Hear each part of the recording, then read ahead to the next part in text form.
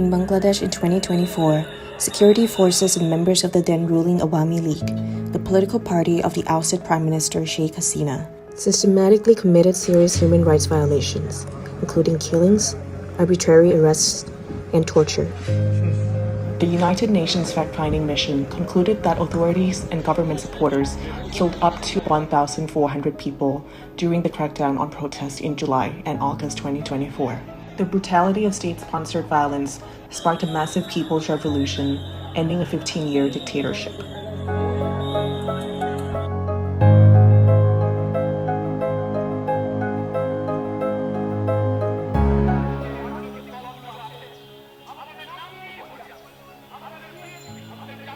Hanan is a Bangladeshi rapper. He was jailed during the 2024 student revolution after releasing a track in support of the protests.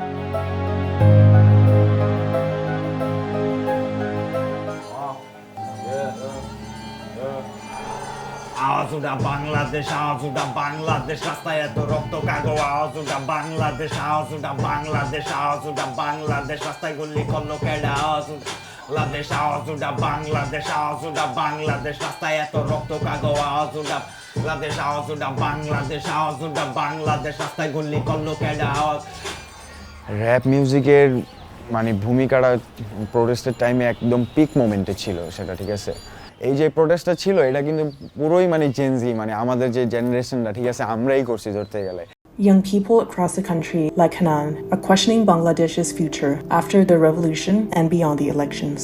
Current situation বাংলাদেশের আরো বাজে এখন আপনার মনে করেন একটা ভালো দেশ গড়তে হলে আগে ভালো মানুষ বানাইতে হবে দেশে ঠিক আছে In the lead up to the February 2026 elections, national and international human rights groups have documented increasing political violence, a resurgence of religious extremism, the sidelining of women's rights, and a lack of justice, including for victims of enforced disappearance, developments that threaten Bangladesh's democratic and rights-respecting future.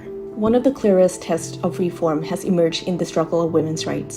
Bangladesh's political landscape now includes new political parties, long-established parties, and independent candidates. Some of these actors hold hardline positions on women's rights. During the interim government period, conservative Islamic groups publicly claimed that women's rights are against Islam and demanded the cancellation of their government-appointed Women's Reform Commission. আপনারা জানেন যে কুখ্যাত নারী commission এটা শুধু কোরআন হাদিস বিরোধী শুধু এমন নয় বরং এটা স্বাধীনতা বিরোধী এবং সংবিধান বিরোধী আমরা অনতিবিলম্বে এই কমিশনের বাতিল চাই Some voices are against any change in law that gives women control over their marriages, their inheritance, and their bodies. But Bangladeshi women think otherwise. Shireen Haq is the head of the Women's Affairs Reform Commission. She is a veteran women's rights activist who has been leading the fight for equal rights for over 3 decades. The Women's Affairs Reform Commission submitted a report with more than 430 recommendations, including proposals for equal rights for women and men in inheritance, marriage, and divorce. আমাদের কাছে মনে হচ্ছে এটা একটা ঐতিহাসিক সুযোগ এই সুযোগে আমরা নারীর প্রতি যত রকম বৈষম্য আছে সর্বস্তরে সর্বক্ষেত্রে সেগুলোর নিরসনের একটা দাবি মোটা দাগে আমরা করব এবং চিহ্নিত করার চেষ্টা করব কোথায় কোথায় বৈষম্য আছে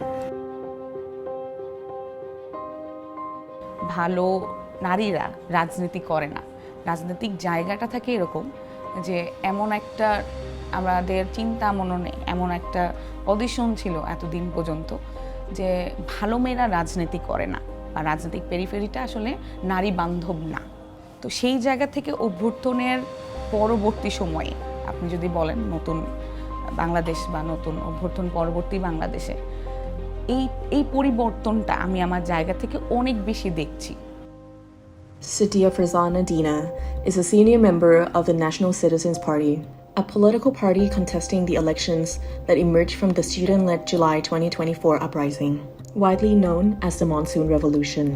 আমি যদি আমার দলের কথা বলি এনসিপির কথা বলি আপনি আমার দলের এনসিপিতে যারা যেই নারীরা রাজনীতি করতে আসছে তাদের প্রত্যেকেরই কিন্তু অনেক স্ট্রং ব্যাকগ্রাউন্ড আছে সেখানে আঘাত করার উদ্দেশ্য আমাদের একেবারেই না আমরা পরিষ্কারভাবে সেটাও আমাদের কমিশন প্রতিবেদন দিয়েছি যে আমরা যারা ধর্ম ভিত্তিক পারিবারিক আইনের মধ্যে বসবাস করতে চাই করতেই পারবো, সেটা তো কেউ বাদ দিচ্ছে না, সেই আইন তো রয়েছে। আমরা যেটা বলেছি আরেকটি আইন তৈরি করার জন্য, যেটা নাকি মানুষকে একটা সিভিল অপশন দেবে। সিভিল অপশন মানে কি?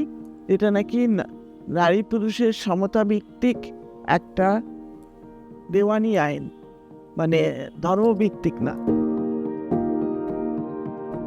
তো সমস্ত সংস্কার কমিশনেই কিন্তু কারো কোনো অসুবিধা নেই, শুধু নারী সংস্কার কমিশনের প্রস্তাবনা নিয়ে সবার খুব সমস্যা। আরে তুই বেটা, তোর নারীদের সংস্কার কমিশন নিয়ে এত সমস্যা কিসের? এটা নিয়ে নারীরা কথা বলুক। তোকে কে কথা বলতে বলছে? তোকে কে বলছে যে নারীর যত হিস্সা, যত জিম্মা সব তোর কাছে আছে? এটা কোত্থেকে শিখে আসলি? এই যে আমরা রিফর্মেশনের কথা বলি, গণঅভ্যুত্থান পরবর্তী সময় সকল কিছুর যে রিফর্মেশনের কথা বলছি, সংস্কারের কথা বলছি, আমাদের নারীর যে জায়গাটা, এটাও কি সংস্কারের দরকার না?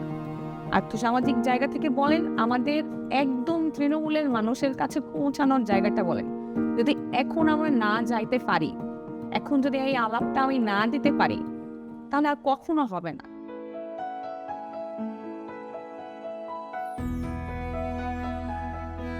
Beyond women's rights, families of the disappeared continue to demand truth, justice, and reparations. Enforced disappearance has torn through countless families in Bangladesh, with women and children often left behind without answers or closure.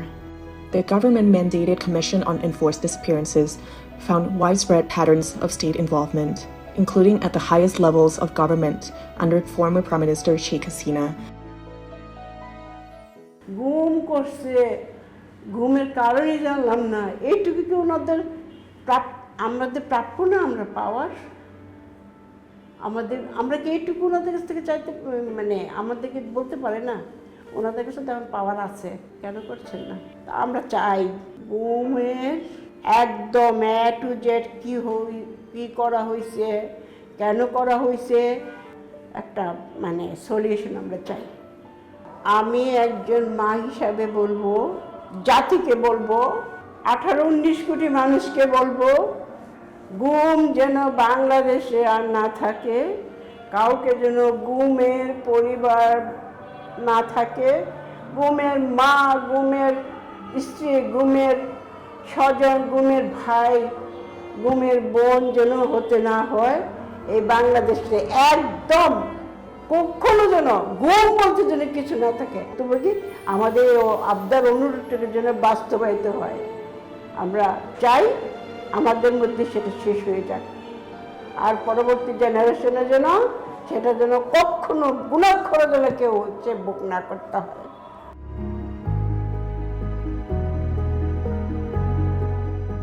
Bangladesh now faces a changing political landscape, new parties, opportunities for shifting power structures, and the possibility of an end to impunity. The coming election will test whether the ideals of the uprising translate into lasting human rights protections.